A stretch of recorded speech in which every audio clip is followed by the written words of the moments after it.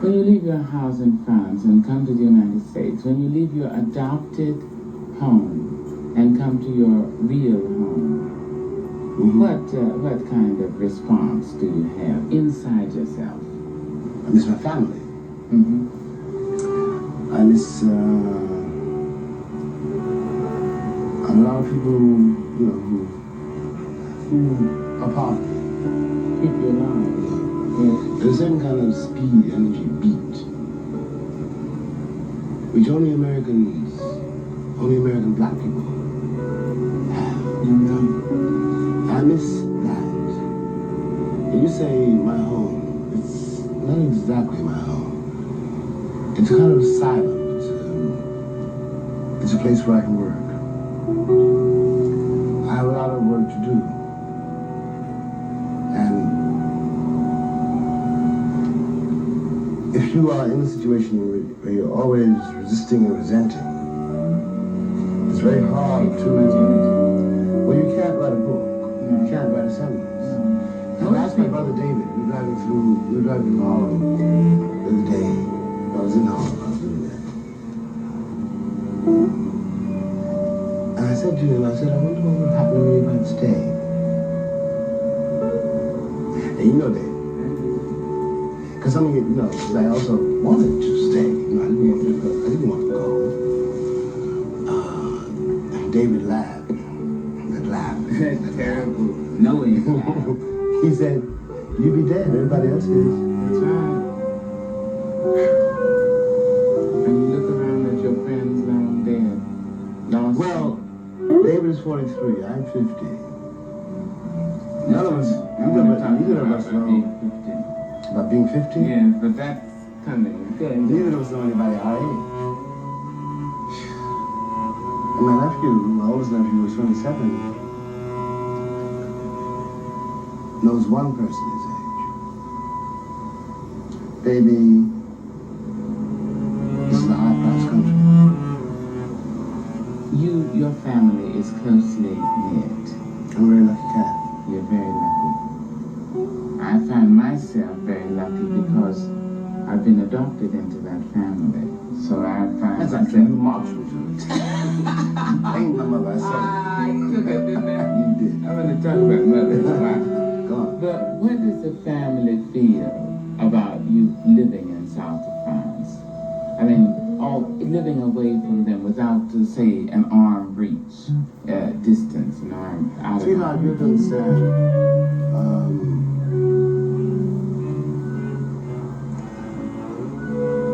you have to understand what happens to my mother's telephone when I'm in town.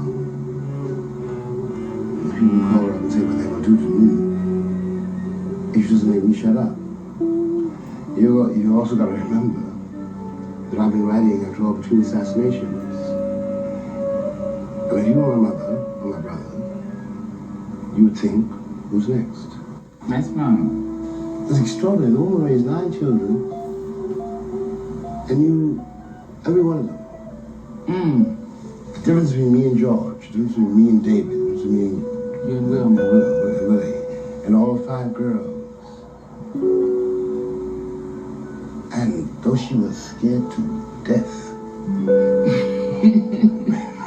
Oh, no, really scared to death. You mean of your father? No, scared to death of what's going to happen to us. Yes. Because she knew something we didn't know. Of course you couldn't then. And there we went. And she never blackmailed us. Yes. And she just, I went to Paris, 1948. It was a rainy day. Mama came downstairs like that. Paul was upstairs. Paul was It's a baby. baby.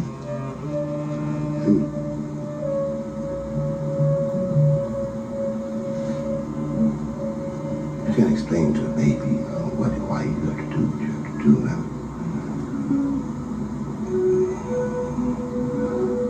And she wouldn't talk to me, she was crying.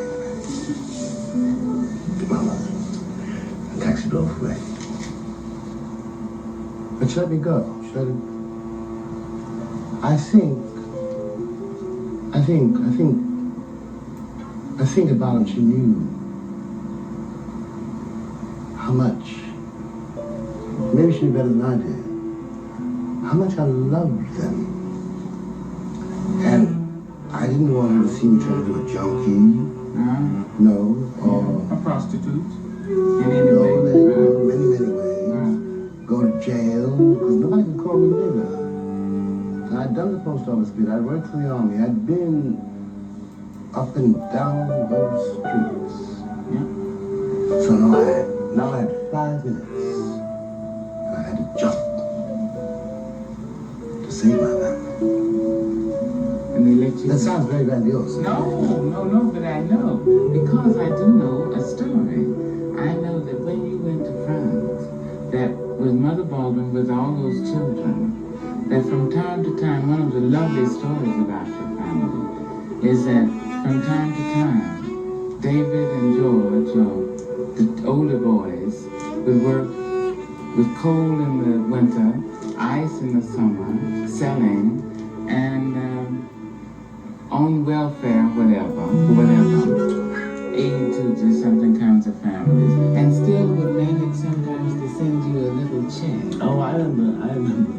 In France, I mean, to think of a black American family in Harlem who had no pretensions to great literature and so forth as such, but I'm using in pips, great literature, and to have the oldest boy leave home and go to Paris, France, and then for them to save up enough pennies and nickels and dimes to send a check of $150 to him.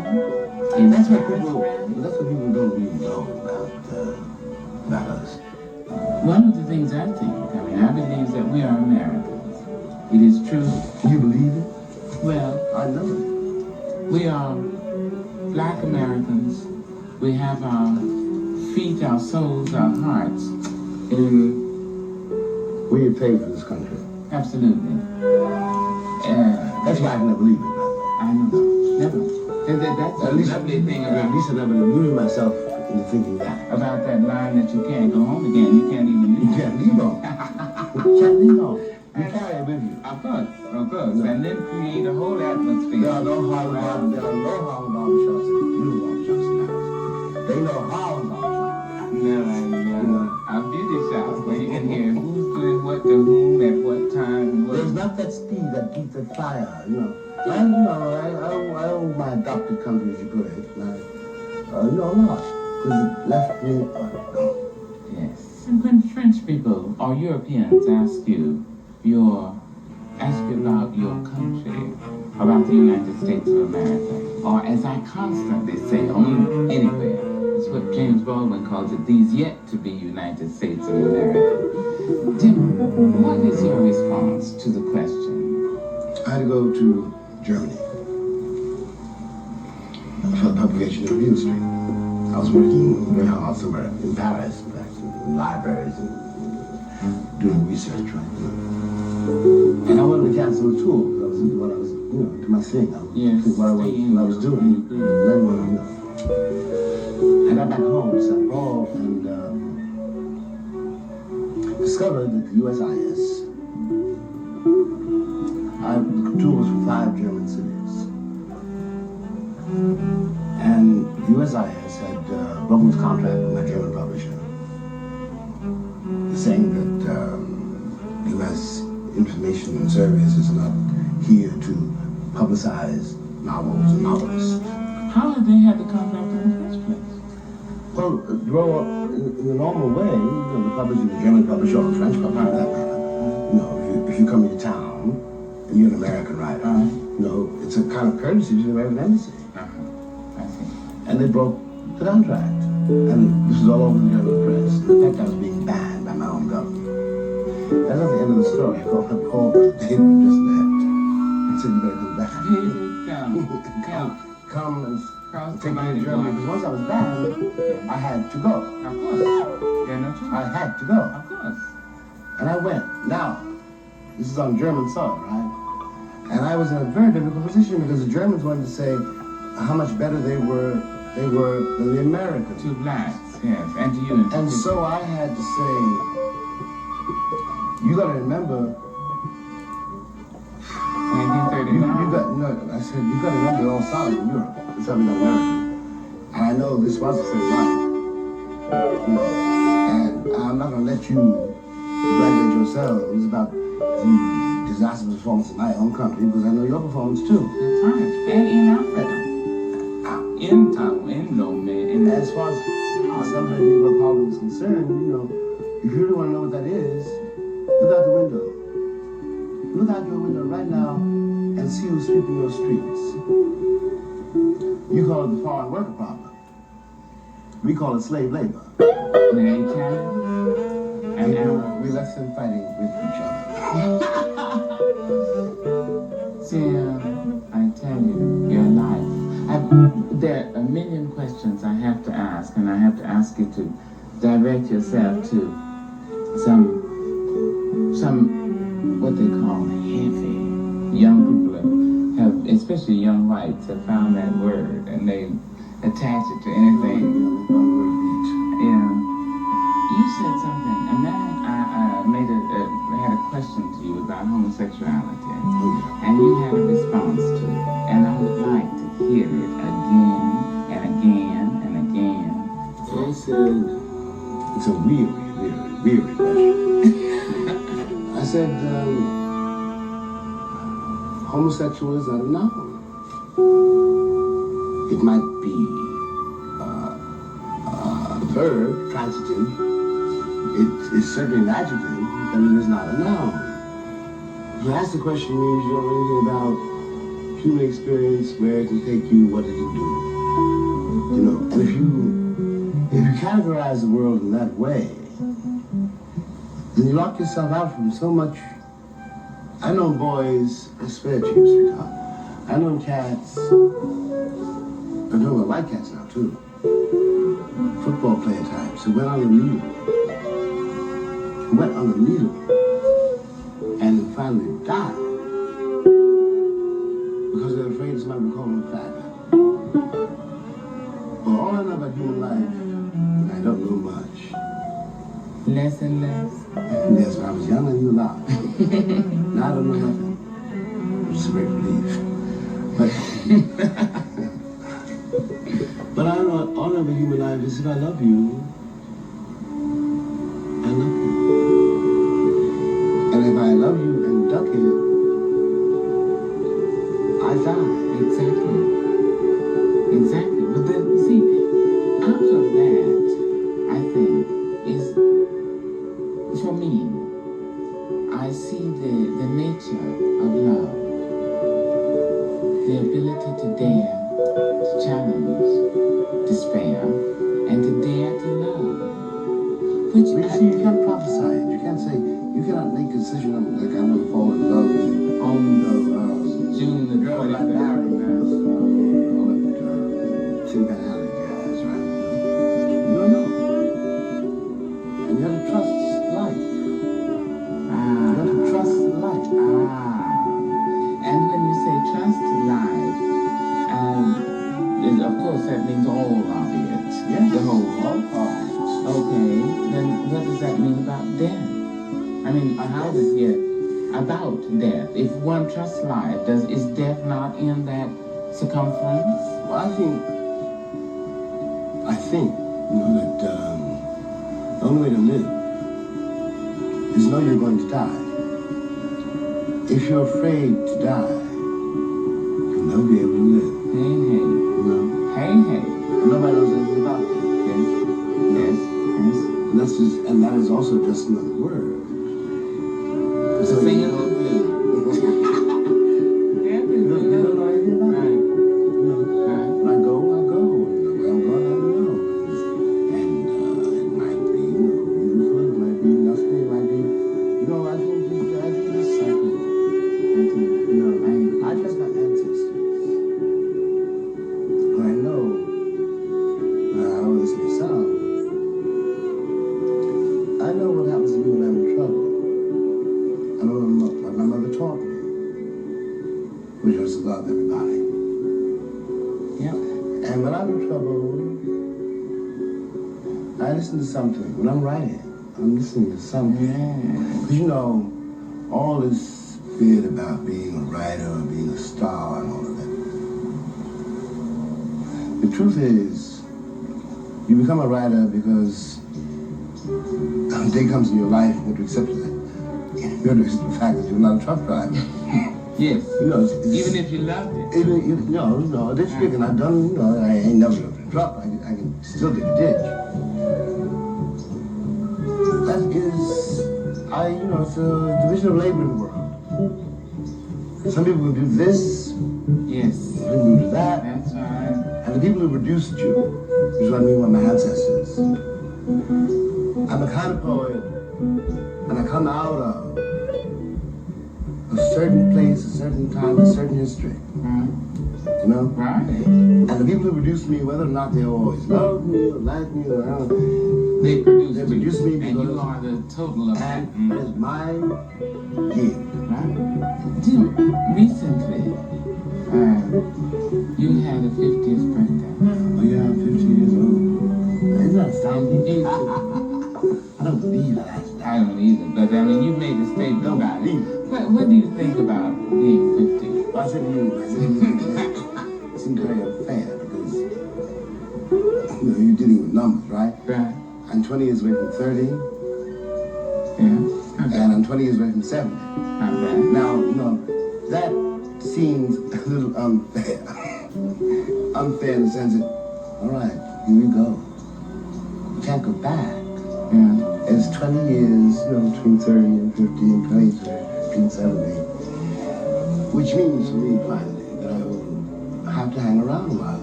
And it also means that you're closer, you said, to 70 than I'm much closer to 70 than I am to 50. But something else happens to you when you realize that. Something else happens to you. You realize that now you gotta use the time. You gotta use the time. I ain't gonna live another 50 years. Given my temperament and my stubbornness, I might live another 30 years. No, all bets are off. Right. But it doesn't mean you gotta use the time. Could you stay alive, vital and productive, without your family? No. No way. No way. If I didn't know that was in my back. Yes. The net, I'm a tightrope. Ain't no net on that tightrope. Each time out, it's You're higher. out there. It's higher. And you gotta got a certain safety. We have a certain safety because we love each other. Okay, let me just ask you this. How do you cope with success? And after that, if you want to weave them together, it's fine with me. How do you cope with despair? Despair in front of the fact that the world is saying you're a success. Okay, okay? I think, but I don't know. Well, in my own case, in a paradoxical fashion, which you can't possibly explain, what is called success in my own case, right? It came out of despair. Of course. No. Of course. Life out of death, death out of life. That's how you learn to live with despair. If you live with despair, success, I must say, is a little like finding yourself on a runaway horse. Because you never see it coming. And also, in a very serious way, it is not possible for an artist to be a success. No. Can we just say that again? I said it is not possible for an artist to be a success. Thank you. What you think of yourself as a success, You finished. you forget it. Because you know what I find is that you begin to believe your own publicity. You begin to take your identity from something else, and you start experimenting because somebody says, well, when you did so and so, that was such a success. Why don't you do that again? Look, when I wrote Go Tell Them Now, which is, God help us, 20, 1952. I am 58. But I knew something. It's very hard to describe. I knew that Go to the Mountain was a success. You know, young man's success, you know. Young man's book. And everybody fell in love with me. I was going to be the great new folklore hero. But I thought, no,